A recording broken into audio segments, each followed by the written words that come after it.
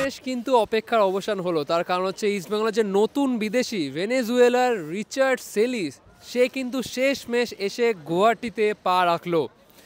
ঠিক দুপুর 3:31 flight land করে গুয়াহাটি এয়ারপোর্টে। রিচার্ড সেলিসের বেরোতে বেরোতে প্রায় আরও কিন্তু আধ ঘন্টা লাগে, তিনি যেহেতু অনেক বেশ লাগেজ নিয়ে এসছে, তো সেই কারণে কিন্তু ঠিক অ্যারাউন্ড 4 PM তাকে কিন্তু দেখা গেল এয়ারপোর্ট থেকে বেরিয়ে আসতে। এরপর তিনি যাবে ইস্টবেঙ্গল টিম হোটেলে, যেটা হচ্ছে র্যাডিসন ব্লু, আর সেখান থেকে তিনি হালকা হয়তো কিছু লাঞ্চ করেই তাকে যোগ দিতে হবে দলের সাথে, কারণ দল কিন্তু ঠিক অ্যারাউন্ড 5:30 নাগাদ রওনা হবে গুয়াহাটির ইন্দিরা গান্ধী অ্যাথলেটিক স্টেডিয়ামে, যেখানে আর কিছুক্ষণের মধ্যেই কিন্তু কলকাতার ডার্বি, এরকম একটা গুরুত্বপূর্ণ ম্যাচের আগে ইস্টবেঙ্গলের শীর্ষকর্তা দেবব্রত সরকার কিন্তু কলকাতায় আমাদেরকে জানিয়েছিল যে রিচার্ড সেলিস ডার্বিতে বেঞ্চে থাকবে, আর ঠিক তেমনটাই হলো। রিচার্ড সেলিসকে কিন্তু শেষ ম্যাচ কিন্তু গুয়াহাটিতে কিন্তু নিয়ে চলে এলো ইস্টবেঙ্গল দল। যদিও তার অনেকটা আগে আসার কথা ছিল, বাট কোনো কারণে হয়তো কোনো ফ্লাইট ক্যান্সেল হয়েছে, তারপর অন্য ফ্লাইটে তিনি শেষমেশ দিল্লি থেকে গুয়াহাটি এসে পৌঁছলো।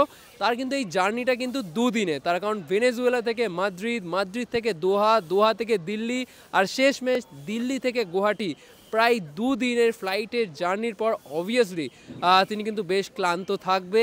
এরপরও তাকে কিন্তু ডার্বির ডাগআউটে বসতে হবে। এবার প্রশ্ন একটাই, অস্কার বুঝে কি তাকে শেষ 10 মিনিট হলেও ব্যবহার করবে, সেটা সময়ই বলে দেবে। তো এয়ারপোর্ট থেকে সরাসরি লাইভ ভিজুয়ালস আপনারা দেখতে পাচ্ছেন আপনারা রিচার্ড সেলিসের। তো অসংখ্য ধন্যবাদ। এই মুহূর্তে গুয়াহাটি এয়ারপোর্ট থেকে আমি রাহুল সাইন অফ করছি, আর আবার আপনার সাথে দেখা হচ্ছে পরবর্তী ভিডিওতে।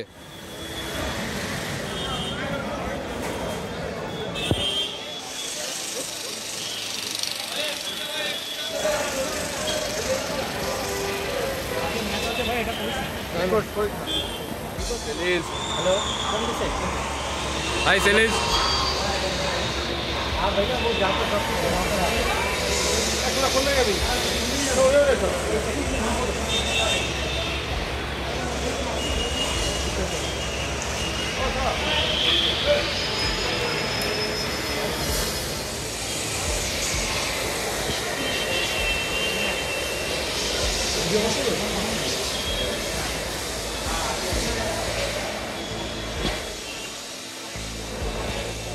দেখাচ্ছি ডাইরেক্ট করছি না ছবি ভিডিও তো ওরা করিস না, এখন ম্যাচের আগে করিস না রিকোয়েস্ট